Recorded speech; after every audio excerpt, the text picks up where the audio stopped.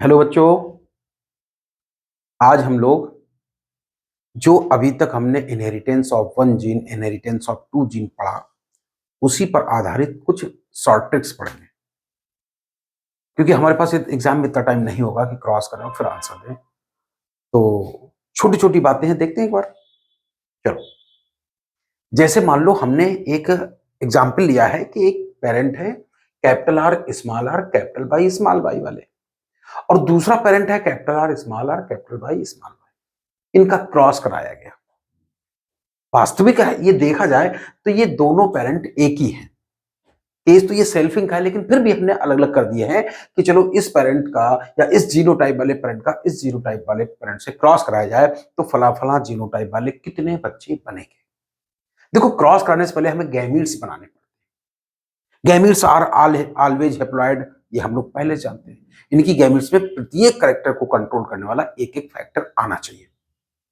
ठीक, तो हम ये कह रहे थे कि अगर सवाल ये पूछा जाए कि कितने गैमेट्स बनेंगे,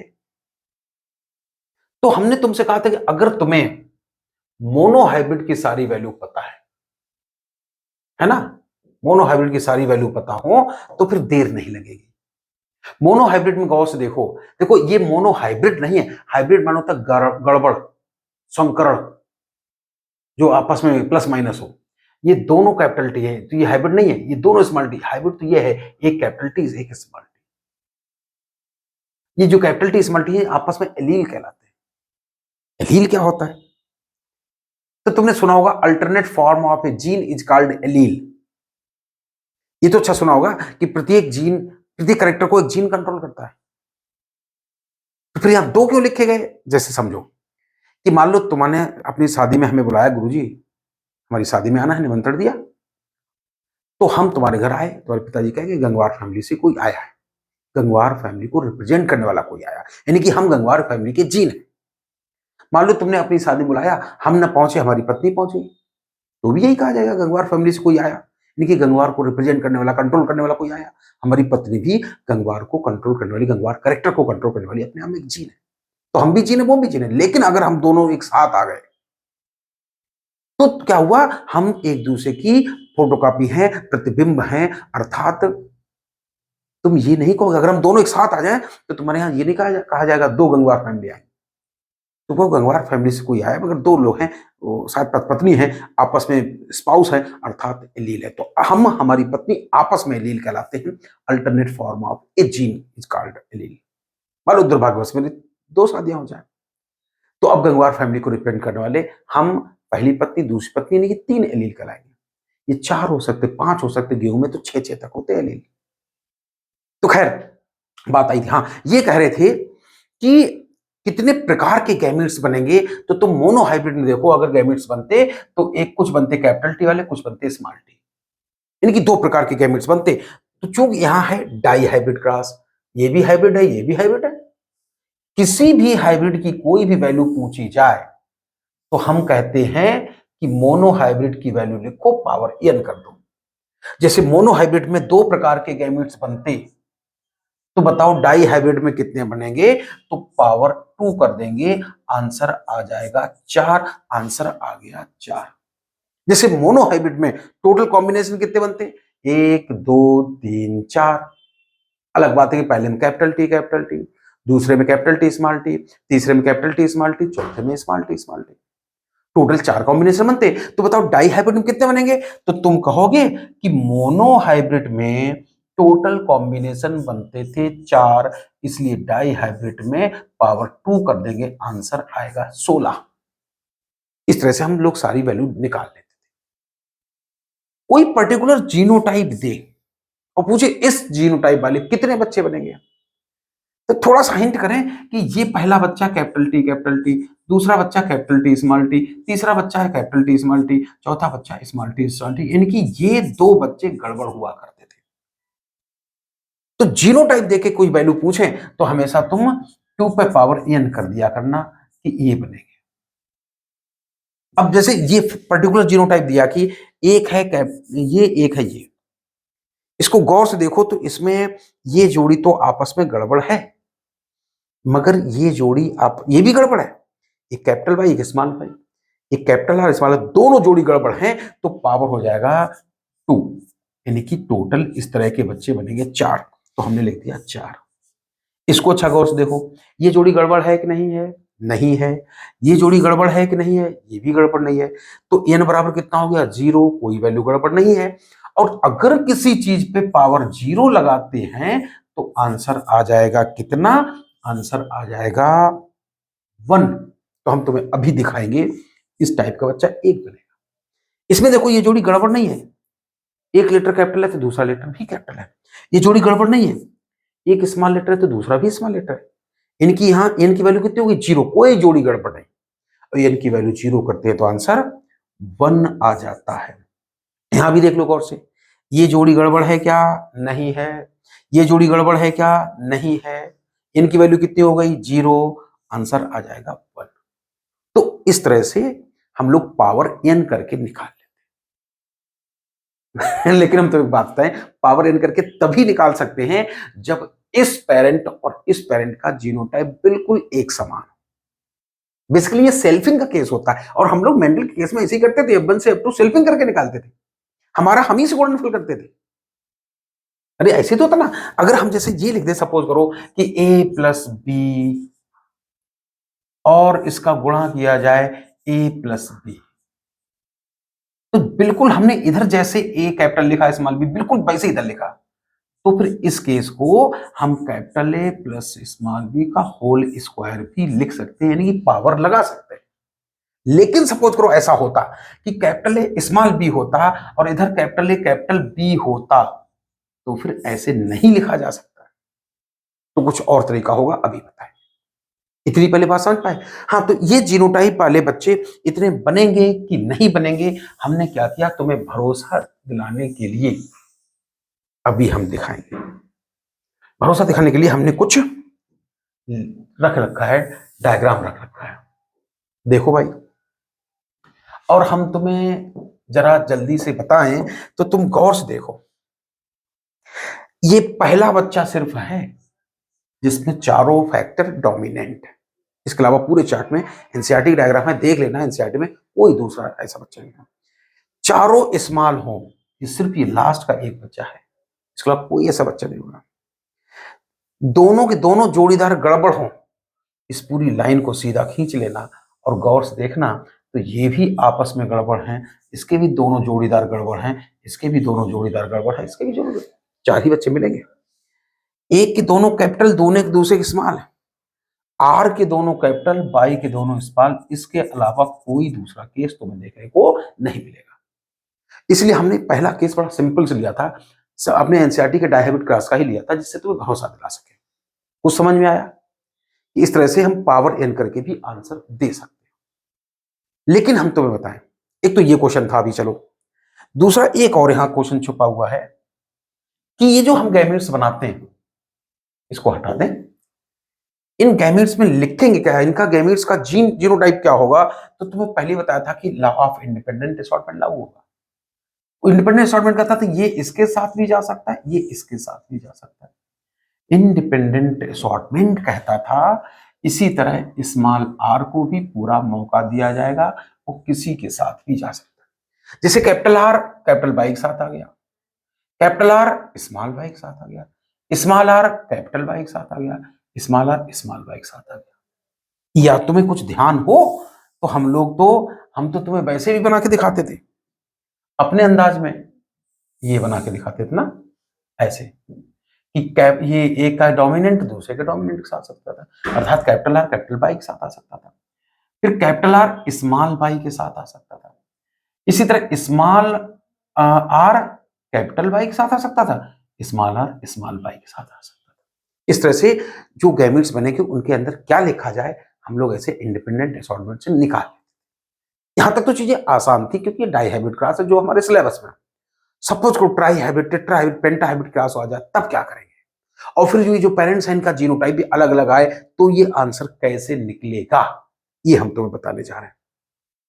देखो हमने केस लिख रखा है, ऐसे समझो ये तो 4 जीन के बारे में हम यहां जिक्र करेंगे, A B C D 4 gene है, और फिर जो पहला पेरेंट है बिल्कुल सेम जीनोटाइप दूसरे पेरेंट का नहीं है, वहां ए वाले जीन को गौर से देखो, दोनों उसके फैक्टर डोमिनेंट है, यहां दोनों रिसेसिव है। इसका मतलब ये सेल्फिंग का केस नहीं है, यहां पावर 4 करके आंसर नहीं दिया जा सकता है। तो फिर कैसे आंसर दें, कैसे बताएं कितने प्रकार के गैमेट्स बनेंगे? समझ पाए? तो दो बातें, कितने प्रकार के गैमेट्स बनेंगे, प्रकार तो बताना आसान है। देखो यहां कितनी जोड़ी, चलो चाहे इसमें पढ़ा दे चाहे इसमें पढ़ा दे, हम पहले इसमें पढ़ा रहे हैं। यहां देखो ये जोड़ी आपस में गड़बड़ नहीं, ये गड़बड़ है, ये गड़बड़ है, ये भी गड़बड़ नहीं, दो जोड़ियां गड़बड़ है।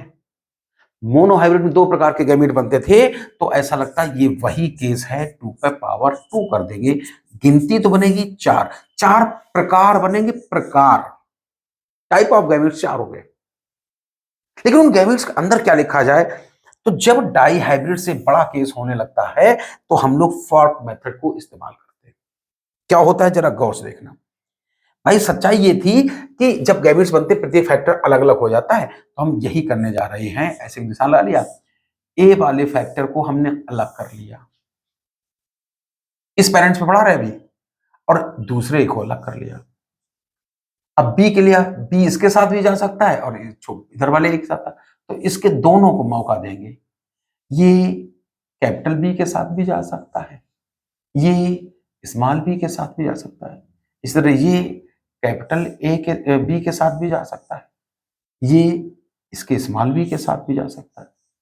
इसी तरह सी के लिए आएगा, ये किसी के साथ जा सकता है। तो कुछ मत करो, जितने भी हैं सबको ऐसे स्प्लिट करते चले जाओ, ठीक, ऐसे सबको सबके साथ मौका जाने का दे दो, बस। ऐसे डी के लिए आ जाओ, ये कैपिटल डी के साथ भी जा सकता है, स्मॉल डी के साथ, कैपिटल डी के साथ जा सकता है, स्मॉल डी के साथ, कैपिटल डी के साथ, स्मॉल डी के साथ, ऐसा सबके साथ हो जाएगा। अब क्या करो, ऐसे गिनती तुम अलग बात है, लेकिन टाइप देखना अभी कितना मजा आए। तो जो गैमेट्स बनेंगे उनके अंदर क्या लिखा जाए, अब यही पे डाल लो गिनती, 1 2 3 4, ऐसे सब गिनती डाल लो। अब पहला गैमेट क्या होगा, तो उल्टा चलो, इधर से इधर की तरफ जाओ तो आसान रहेगा। लगता है पहला गैमेट में हमें कैपिटल डी लिखना पड़ेगा, फिर स्मॉल सी लिखना पड़ेगा, फिर कैपिटल बी लिखना पड़ेगा, फिर कैपिटल ए। ये गैमेट तो ऐसा बनेगा।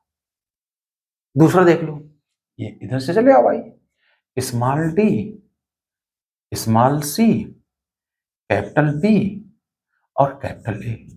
चलो ये दूसरा गैमेट हो गया, हटा दे।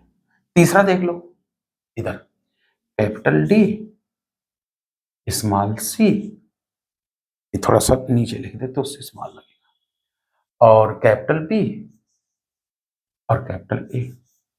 चौथा देख लो, small D, small C, capital B, capital ए।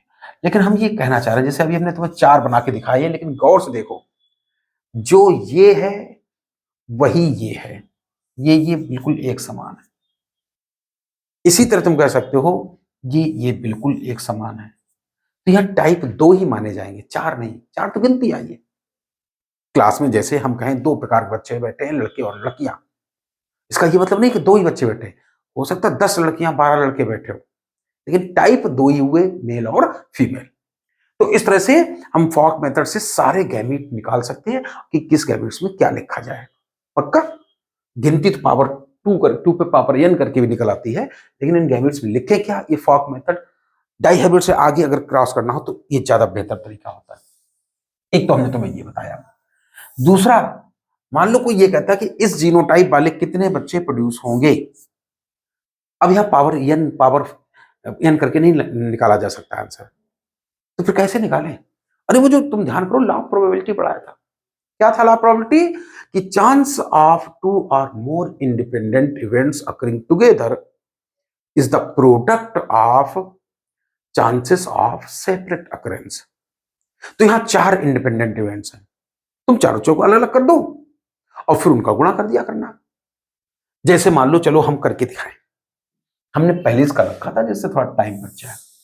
यहां ये 4 इंडिपेंडेंट इवेंट्स हैं, ठीक। अब गौर से देखो, तुमसे पूछा गया कि इस जीनोटाइप वाले कितने बच्चे बनेंगे, तो तुम्हें देखो कौन सा जीनोटाइप चाहिए, कैपिटल ए स्मॉल ए वाली इवेंट को देखो, ये है ए वाली इवेंट। यहां पहले के थे कैपिटल ए कैपिटल, तो एक पेरेंट कैपिटल ए कैपिटल लिया, दूसरी तरफ है स्मॉल ए स्मॉल, दूसरा हमने स्मॉल लिया। अगर तुम्हें मेंडल का मोनोहाइब्रिड क्लास ध्यान हो, हवा में दिखे, तब तो तुम यहीं पर समझ जाओगे कि लगता है मेंडल के पेरेंट जनरेशन से F1 जनरेशन प्रोड्यूस करने जा रहे हैं, जिसमें आल टाल आया करते थे, आल कैपिटल टी स्मॉल टी आया करते थे।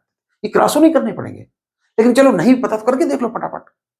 और जब किया तो पता चला चार के चारों बच्चे गड़बड़ वाले हैं, कैपिटल ए स्मॉल वाले हैं। जैसे पूछेंगे वैसे, तो हमने क्या किया, चार में से चारों बच्चे हैं, चारों लिख लिया।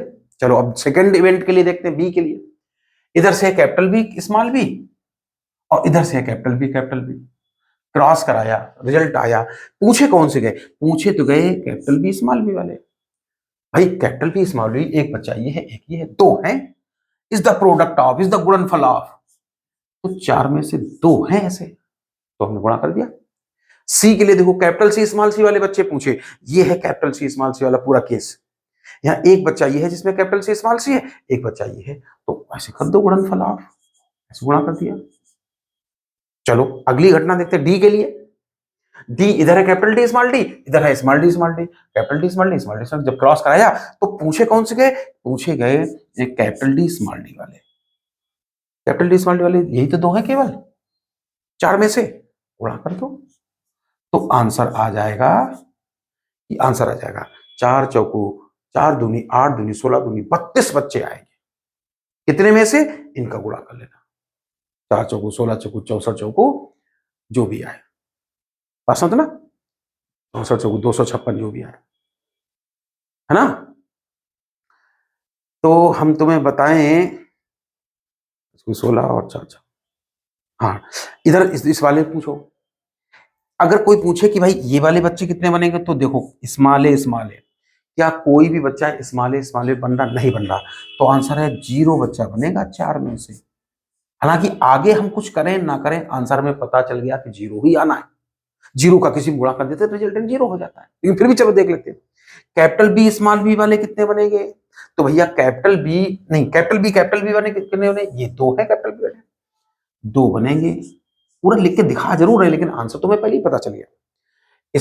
स्मॉल सी वाले कितने बनेंगे, एक ये है, एक ये है, यानी कि दो हैं चार में से ना।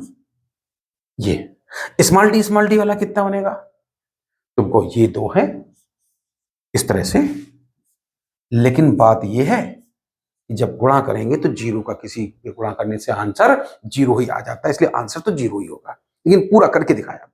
इसी तरह इस वाले में पूछा जाए इस जीरो टाइप वाले कितने बच्चे बनेंगे, तो हम आंसर कर देंगे 0, क्योंकि ये कैपिटल ए वाला एक भी बच्चा नहीं है, चार में से एक भी बच्चा नहीं है, 0 बच्चा। इसलिए आगे हम कुछ पढ़ें या ना पढ़ें, हमको आंसर बताओगे, आंसर 0 ही आना है। कोई समझ रहा? तो इस तरह से ये जो लॉ ऑफ प्रोबेबिलिटी के दम पे हम लोग पढ़ाते हैं, ये बहुत ही आसान हो जाता है, और इसका कभी आंसर गलत नहीं हो सकता। मजे की बात है, चाहे di hybrid, tri hybrid, tetra hybrid, penta hybrid कितना भी पूछा जाए, तुम्हें क्या मतलब है, तुम तो मोनो हाइब्रिड करा करेंगे, बड़ी आसानी से उसका आंसर दे सकते हो। तो ये बहुत ही अच्छी ट्रिक थी, थोड़ा सा प्रैक्टिस करना, और आज हम लोग इस वीडियो में इतना ही पढ़ेंगे, ठीक है ना।